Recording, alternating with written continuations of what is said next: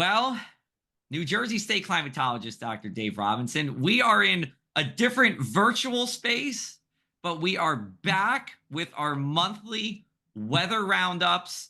I'm really appreciative to TriX57 for letting me, first of all, for having me as part of TriX57. But second of all, when I brought up this idea to bring back my weather dad here to recap the month of weather that was, the answer was sure. I think it's a good idea. So, New Jersey State Climatologist Dr. Dave Robinson and I will be with you every month, recapping the month of weather that was. I'm just going to turn over to you. It feels good to be back. The last time we did this was in February. Really? Yeah, it's been 8 months. Huh. It's so just how's life the past 8 months? I didn't realize it had been 8 months. Time flies. But obviously, people should know we've stayed in touch many, many, many Yes. times in between. But we Uh, just haven't had the opportunity to sit and gab, talk about what's happened recently, yeah. maybe in the past, maybe look into the future, and hopefully interest some of you in tuning in every once in a while to hear what we have to say. So it's great to have this conversation back. I'm looking Yeah. forward to it. Yeah, absolutely. And for the new audience here on Tracks 57, we used to do this during my time at the Press of Atlantic City. We called it the Something in the Air podcast. We don't have a name for this quite yet. We might think of something. And if you think of something, anyone listening, let me know. But we stopped this actually in February, but now we're bringing it back, and we're going to try to time this right around the first of the month. We'll get this out to you. So as soon as the month that was is fresh in your minds and we have as much data as we can, we'll give it to you. But this is going to be cool. This is going to be cool. We'll go for about a half hour or so in this episode. And any last words before we kick it off and start talking weather? Gee, I wonder if we have anything to talk about. I don't know. I As was if sitting. that's ever been a problem with us. Yeah, I one of these days we're just gonna have to do an episode, just the two of us, just gabbing, not even about the weather, because we could talk for hours and hours, just on end. But lots to talk about with the weather. I mean, a lot to talk about in the past 8 months, but even just the month of September, it's been a month. It's been a month for the weather, and let's start out here with our drought situation or dry weather situation, I should say here. That last weekend of September really saved us from, I'm going to guess, being pretty close to historically dry. It was bone dry from like the first of the month all the way to the 27th of the month here. And I think, and we'll talk about this, but when it comes to September and precipitation, a good chunk of this is contingent upon tropical moisture from tropical cyclones. And we just didn't really have that. We look at the United States Drought Monitor, which you are very much a part of for New Jersey. And when we're recording this, this is on October the 1st. We have basically Southern Ocean County, as well as Northern Atlantic and Eastern Burlington County in this first stage of drought we call moderate stage drought. But then most of New Jersey's, I'll say, teetering on drought in this abnormally dry conditions. So all of that being said, I'm just going to toss it back to you. How dry were we for the month? And if we didn't have that rain at the end of the month, could you venture a guess of where we'd be? Yeah. Well, the end of the month rain wasn't all that plentiful. That's also true. Yes. I mean, my backyard here in Central Jersey, 7/100ths of an inch in the first couple of weeks, translated into 6/400ths by the end of the month. And mind you, we should have a little over 4 inches of rain in September based on the 30-year average. But you're right. There have only been three previous Septembers where New Jersey's had less than an inch of rain on average. Looking at some of the preliminary numbers and being the first, we don't have everything in yet. It looks like we're going to end up third to maybe sixth. There's three different indicator products out there, and they range from the third to the sixth driest um, September on record. So we had some rain, but it was still all the totals are coming in around an inch for the Yeah. month.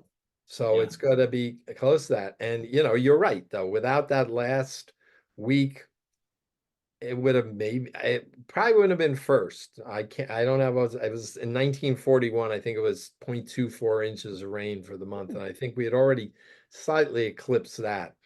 But yeah, there we are. Very dry September after September last year that had over 7 inches of rain in a lot of areas. Yeah. Mostly the very last few days of the month, as we had a tropical system whose name escapes me at the moment, um, linger. And it Uh, looked days and Ophelia. Ophelia, and it recirculated. Yeah. It was a wild a wild week of off and on rain then that went into early October. Yeah. Yeah, so the driest month we've had in quite a very long time.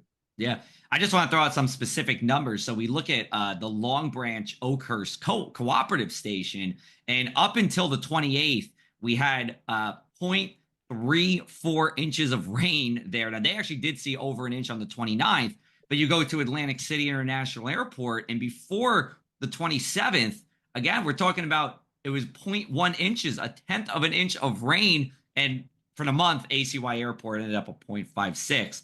Now, let me ask you this, just kind of going back into the drought situation here. For a small part of the state, we've seen this expand over time from just a little area in Burlington to it's still a relatively small area in the state, about 8%. But, this time of year, is it fair to say if there's going to be a dry time of year, like this is not the worst because we don't have that high water usage we had during the spring and summer? Yeah, absolutely. And people's lawns aren't going to dry up as quickly. And just that little bit of rain we had at the end of the month has kept green things up a little in some spots. Um, so yeah, and temperatures have cooled. We had temperatures near normal for September, and that's has certainly helped. We had a lot of clouds at times in September, so that helped to keep the evaporation rates lower. Consumption rates above normal for this time of the year because more people have been watering their lawns. And even agriculturally, it's not a big problem. Frankly, the farmers and the vineyards would rather have little rain at this time of the year to get Yeah, the harvest in, right. and not have the grapes explode by being bloated with rainfall. So not all that bad for the agricultural community by the fact that we had a wet enough summer.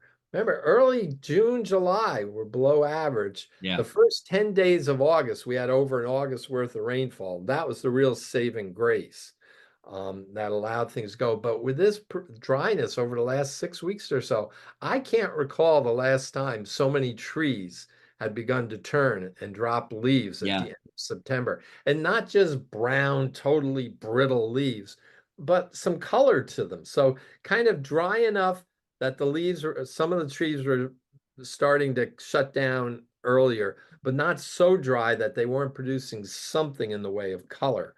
Yeah. So I think this could be a very prolonged color season, and maybe we'll talk about that later. Yeah, we are going to talk about that. We'll have our full foliage outlook with you at the end here. Let's move away from the dry stuff and let's talk about the wet stuff. And how about the wet stuff that comes from the ocean and the bays?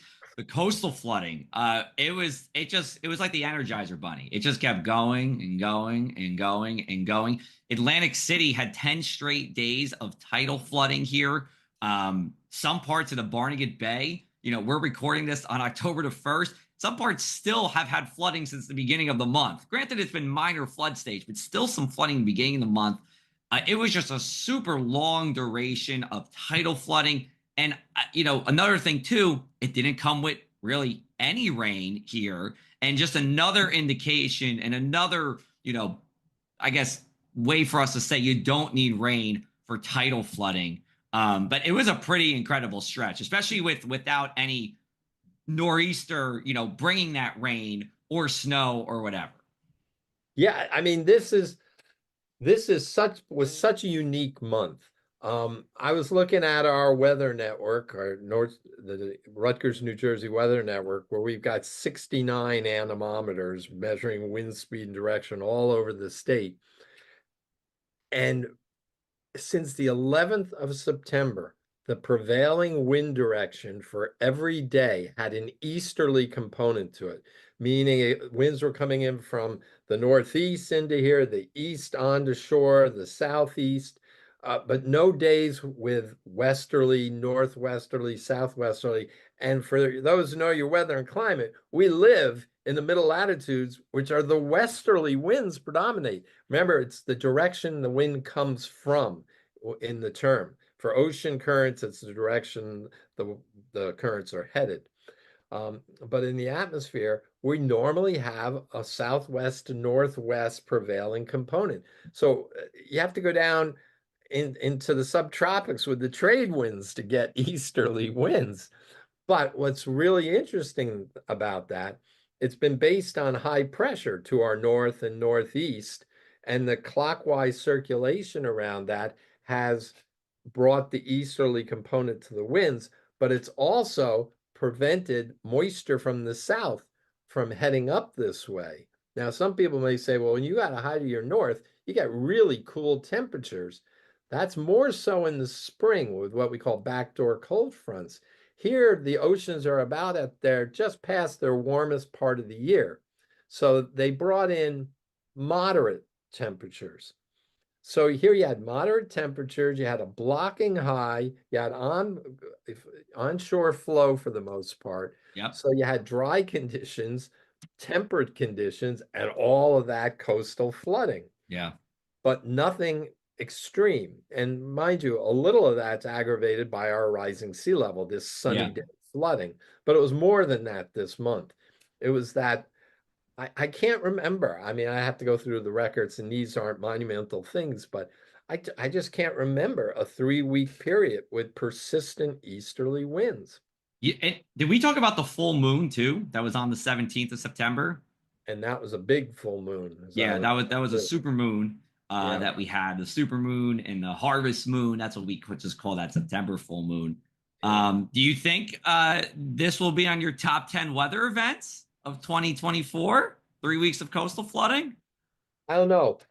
What I'm doing is trying to figure out what I'm going to title my monthly narrative that I write and post on the State Climate website. I never try to do the same thing twice in years of doing Right. this. And it's got to have something to do with that persistent easterly flow, I would say.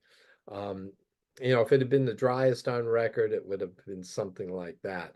And maybe it will bring in the tidal flooding, although that really went under the radar, frankly. Yeah. I mean, there are some, I've talked to folks from the Weather Service office in Mount Holly about it, and you've mentioned it. Um, but it really kind of flew under the radar, in part because most people aren't going to the beach this time of the year.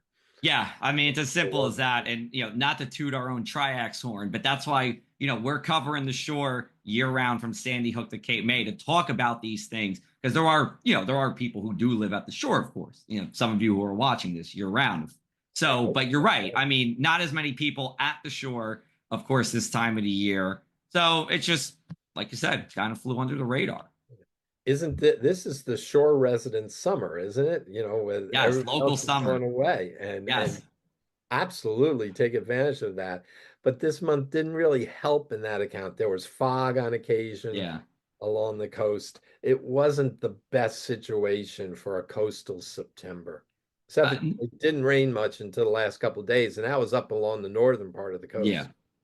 Yeah. Monmouth County, saw more rain than Cape and Atlantic. All right, we're going to take a break here. It's going to be our halftime for our monthly weather roundup. We'll come to you on the other side. We'll talk temps and we'll talk fall foliage here. We'll be back with you soon.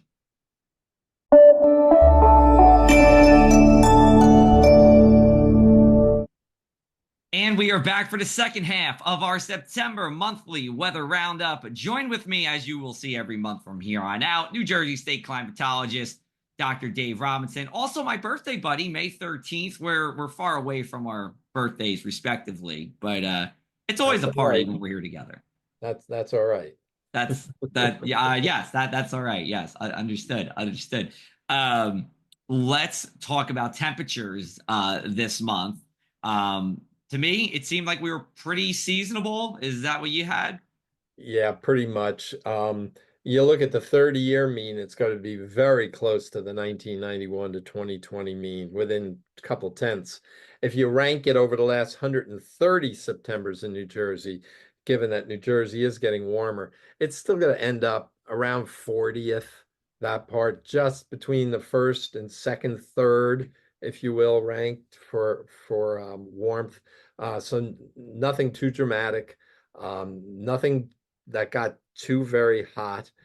We had no freezes. We had one day with some temperatures that got down into the upper 30s in some of the colder spots of the Pinelands and up into the Northwest valleys.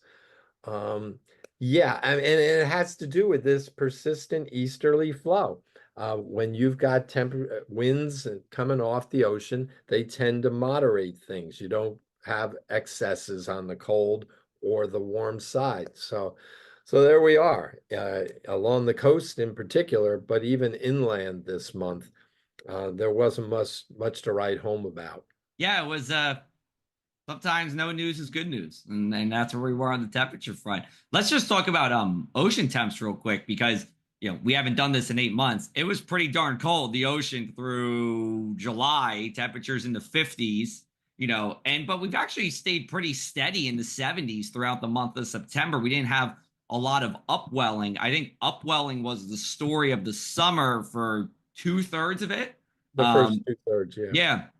And then as soon as those winds kind of came out of the east, pushed some of that warmer water back, and we've been pretty comfortable for New Jersey standards. Yeah, I mean, they even came out of the northwest. I mean, the irony is when you have your warmest air temperatures in New Jersey during the summer, you have your coldest surf temperatures because the winds coming up from the south help to push that water, the surface water, away from the coast, and that allows the cool water from below to, as you mentioned, upwell. You got to August, and it was about an average temperature month, maybe a tad below normal in spots, and the winds are from the northwest, occasionally, as you mentioned, from the northeast, and that tends to keep the waters hugging the coast. You don't get the upwelling, and all of a sudden you can put your toes in the water.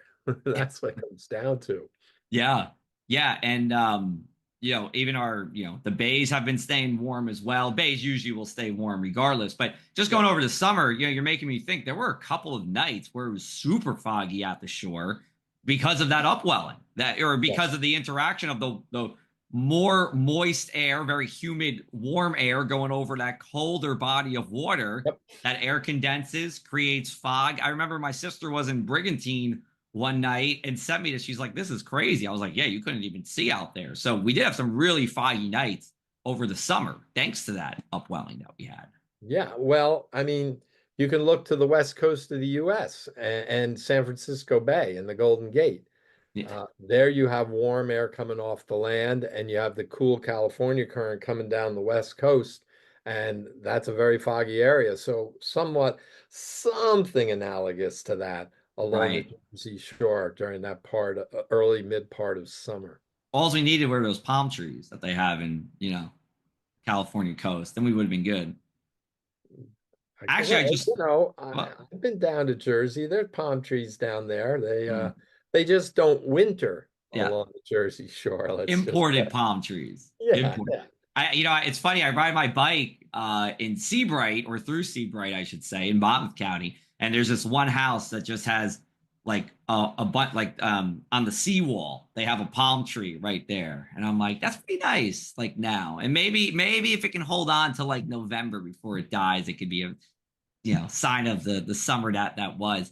Most of California, I should say too, as we're recording this, much of coastal Cal, or I should say, let's say the inland part of California, but LA, San Diego's in excessive heat alerts Yeah. right now in October. This is their hottest time. This can be their hottest time of year. Well, in San Francisco, it can be in particular. And Yeah. you get the Santa Ana winds coming early fall, mid fall, high pressure systems over the Great Basin push air down through the canyons, off the high deserts, and it compresses and warms. And this is when you get the wildfires along the coast. It's a dangerous time of the year. So you're absolutely right. LA can spike.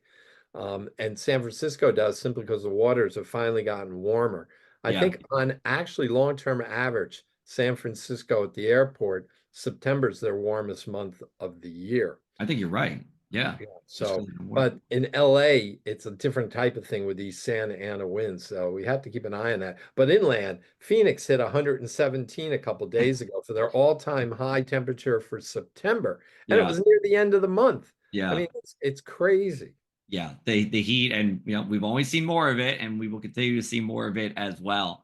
All right, let's get out of the palm trees and talk about our trees here in Jersey and our fall foliage. Well, that was a good segue. That was Thank a you. really good I segue. haven't lost it. I haven't lost it in 8 months.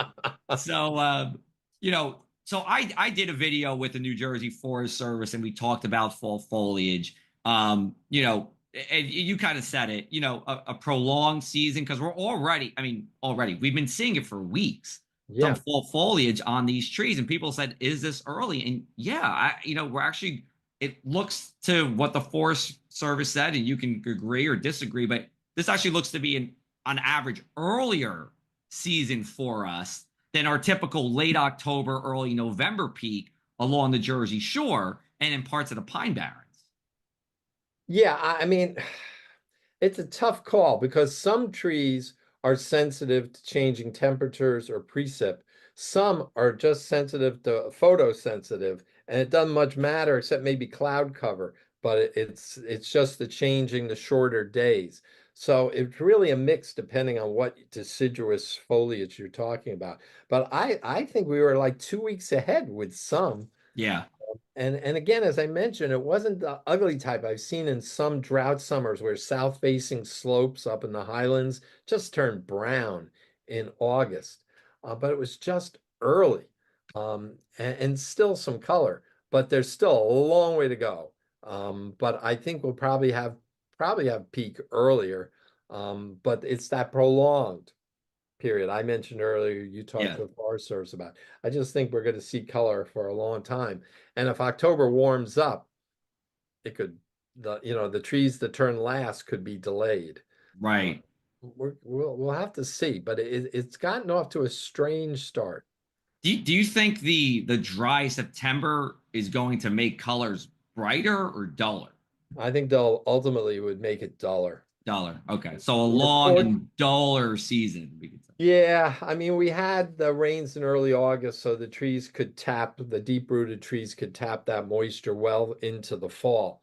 Uh, but I think ultimately it's not going to be the most vibrant season, but we may enjoy it for a longer period of time. So, That's take one over the other. take what you can get. You know what the Forest Service said too? And we were talking about this. Remember that third week in August? It was pretty chilly during those nights that we Mhm. had.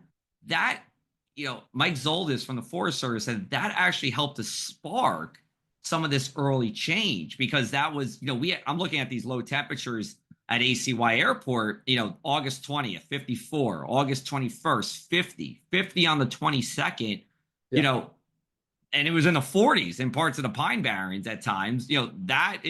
That's below average, and that's something you would see in September, not something you would see in August. that's what you hope for in the Yeah, fall. You want your cool nights. yeah, Now, we didn't get that so much in September because there were so many clouds around, but we didn't have really a long strings of warm nights. So I guess we didn't have the long string of warm nights, but we didn't have a lot of really cool nights. So we're kind of there in the middle. But yeah, late September we had that cool period as well. So, yeah. it's shaping up okay. I mean, it's going to be one of those seasons you're going to want to get out there and look at it, but you might have a couple additional weekends to get out there, Right. depending on what your favorite deciduous tree is or what part of the state, of course, is always plays a role as well. Well, that was gonna be my question. Where does one Dave Robinson go to leaf peep? I can just look out my window. Ah, perfect. I take advantage of any open area I've had. I mean, I always feel there's more color up in the northern hills of the state, but that's where I reside, central, and grew up in the north.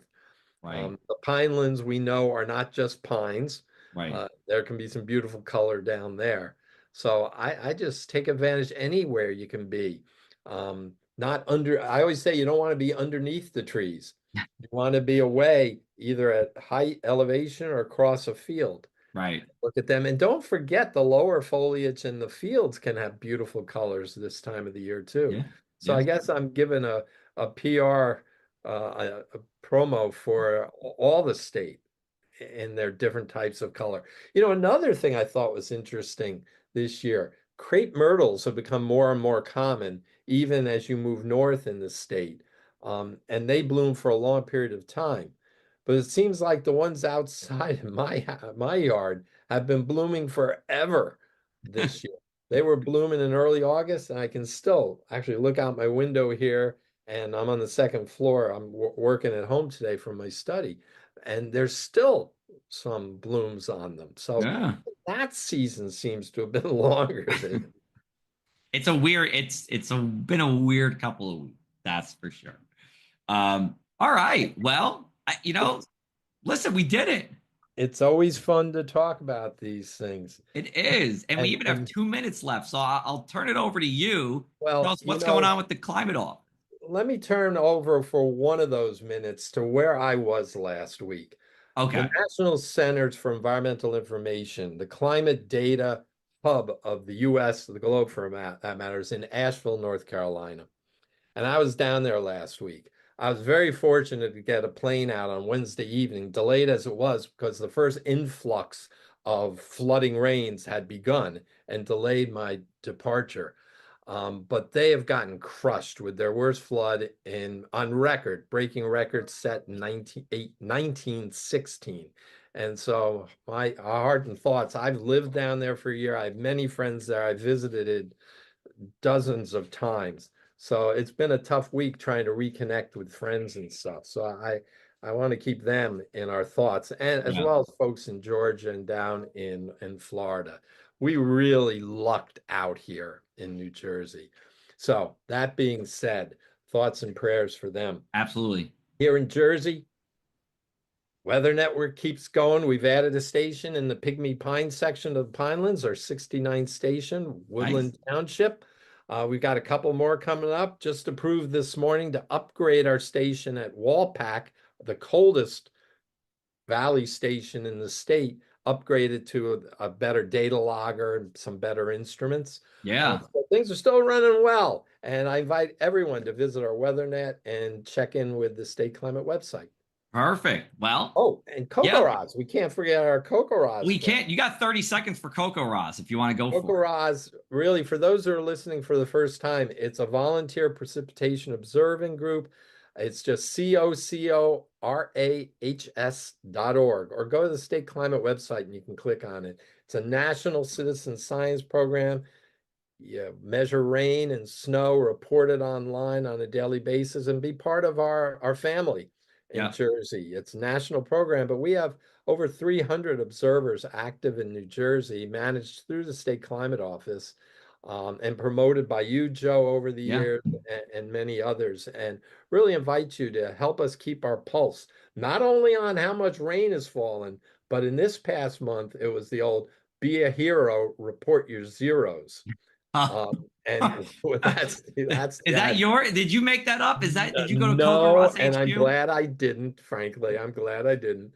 But the idea is it's important to know when it's not raining. That's true. So thank you for those listening who are Kokoros observers, and I invite others to join. A $40 rain gauge, a cell phone or a computer to enter your data, plenty of training modules on the Kokoros website, and join our Kokoros family. Yep, and that's cocoross.org. You can check that out there.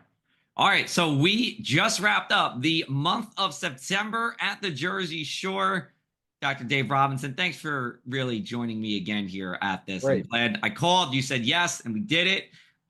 We will be back with you at the beginning of next month, so in early November, to talk about October. That wasn't, maybe we'll start talking about snow a little bit. We'll see. Until then, everyone, take care. We'll talk to you soon, and thanks for listening.